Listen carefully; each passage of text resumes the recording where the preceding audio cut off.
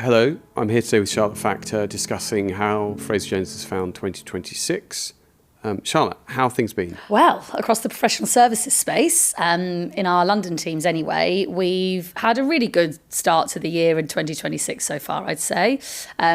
Volume is up slightly, not a lot, but enough in terms of, I think, the quality of work that we've had this year. And by that I mean, roles that have really been signed off, some newly created positions, some roles in some more unusual spheres of HR that we've not seen before, which has been interesting, that I'll come on to shortly. So far feels like the market is definitely back into a rhythm, I would say. And in terms of those areas that we've not seen so much, what are those specialisms? What are those areas? I think the main area that we're seeing really explode, I think, particularly in the legal space, is all this work around partner integration, partner hiring to an extent, and that full sort of first year that they then land in that role, whether it be externally or internally, actually.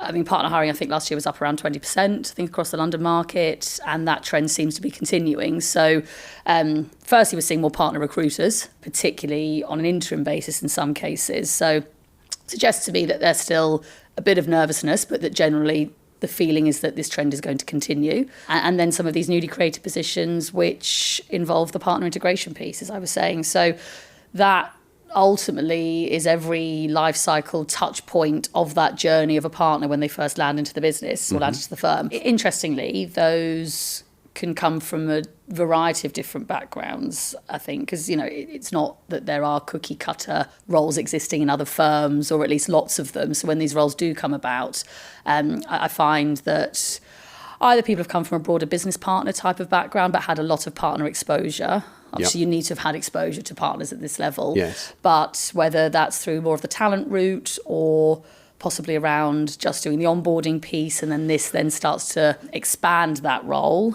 And I suppose anyone who actually just knows law firms and knows partners incredibly well, that is a big thing for those roles. Away from the partner hiring, recruitment and integration roles, are there any other specialisms we've seen particular activity in? Employee relations, I think, has been the big one. And that's probably not just across professional services, but in our other sectors. There's been an influx of employee relations requests and focus, I think, for firms over the last few years in particular, but it's really heightened at the moment. I think that's because historically those teams have been quite lean in law firms anyway. Yes. So we've seen a bit of an uptick, but again, it's been on an interim basis mostly. Okay. But also to prepare for the Employment Rights Bill, or, the Act that's obviously coming in, or more laws will be coming in January 2027. So some work to be done across all firms and professional services to ensure that their house is in order to get ready for that.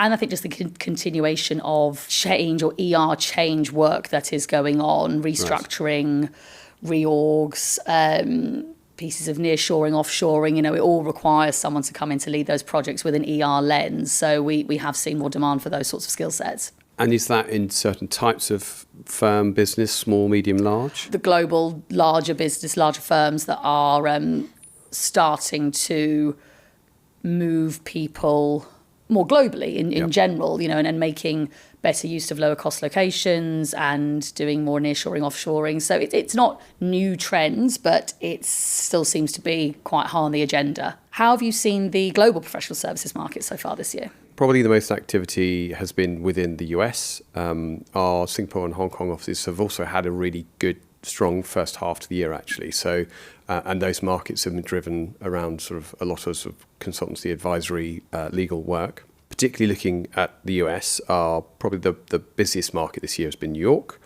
Perhaps no surprises.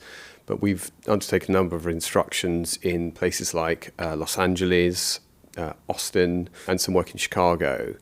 Again, to your earlier point, very much driven by partner recruitment, either at director, chief level, or partner integration. That piece of once those individuals have joined and are being onboarded, ensuring that they integrate in a more holistic way that perhaps previously firms have done so. One of the other themes that I've picked up from the conversations, particularly with our US-UK connections, a number of firms are undertaking implementations of various different technologies. AI obviously is the big thing. And at the moment, a lot of CHROs, chief talent officers, chief people officers, are giving me feedback that they are seeing efficiencies created through what they're implementing, but not yet achieving the level that they perhaps first thought they would. Are the AI bots, the tools, the agents that are being used, are they going to live up to the sell or to the promises that the firms and the businesses were hoping for?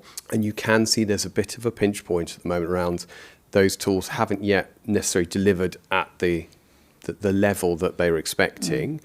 Will they get there? Will it be somewhere in between? Will we therefore need to think about, actually, we need more human beings back in our businesses to do the work that maybe the technology isn't quite there to do? But overall, huge amounts of activity in the US market, largely driven through growth in law firms and their expansion. Huge amounts of work being driven from transatlantic law firm mergers as well.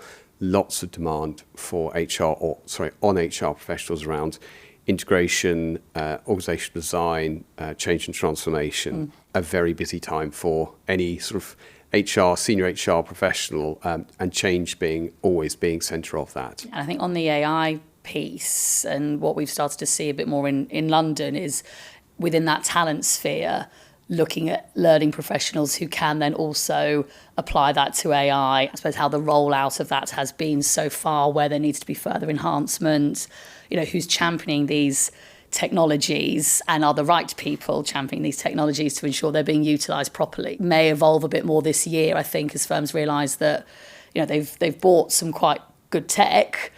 Is it possibly being utilised in the right way or to its full capability? To your point, possibly not yet. So there's still quite a lot of human overlay to ensure that it's doing what it's meant to be. It seems the learning area, I think, will start to have quite a heavy lens into AI and technology learning now as well. Yeah, no, I agree. In terms of looking across that professional services piece, the real estate property world and the accounting world, what have we seen so far this year from those sectors? I think the property space has been relatively quiet over the last couple of years, although I get the sense, speaking to clients, that may start to shift. I think their teams are very lean, like all firms at the moment, and particularly across HR and corporate functions, but I do get the sense that there has been some quite tricky times at some of these firms. So I think they are operating as a bit of a shell. And so as and when that volume starts to pick up a bit, I was speaking to a head of TA yesterday who was saying she anticipated she wasn't going to have enough people in her team now to see the demand for the rest of the year. I think it's actually in the TA and recruitment space we may see some roles coming back, and possibly in that business partnering world.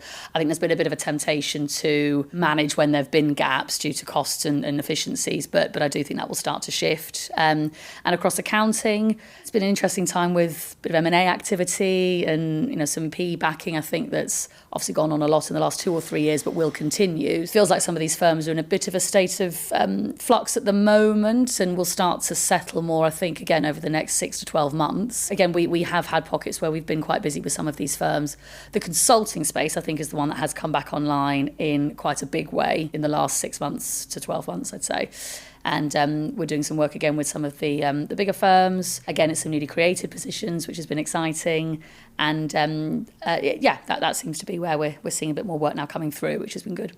And what are your thoughts then for the rest of the year and beyond at the moment? Any key trends? In terms of the conversations at that sort of C-suite, CTO, CPO, CHRO, there is a growing awareness of a need for greater capability around technology and transformation. Depending on the sector, if you're looking in consulting firms, those firms will be leading the pack in terms of their capability and knowledge. Perhaps a lot of their consultants are working in that space. So I can definitely see there is a theme, or I think there will be a theme as we go through into the second half of the year around speeding up that transformational change.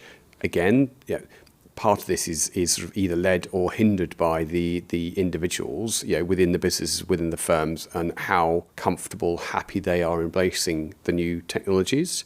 That's probably one of the key things I think that CHROs at the moment are what keeps them awake at night is, the combination of what is in their tech stack, how is that all bolting together, how is that integrating together. They probably, I would suggest, are thinking about greater resource from experts who perhaps are coming from different sectors, technology sectors where they have already been further down the journey than a lot of professional services and partnerships have been. That's one of the areas that I have had conversations with, and looking at as the year will go on, I do think there will be investment in some of those senior advisory transformation change skill sets, but particularly with a lens on how the technology blends into the people function. And diluting that sector background in some of these firms, I think, talent pools get smaller, arguably, in some pockets, and particularly when we get these very high demand areas, I think there has been a greater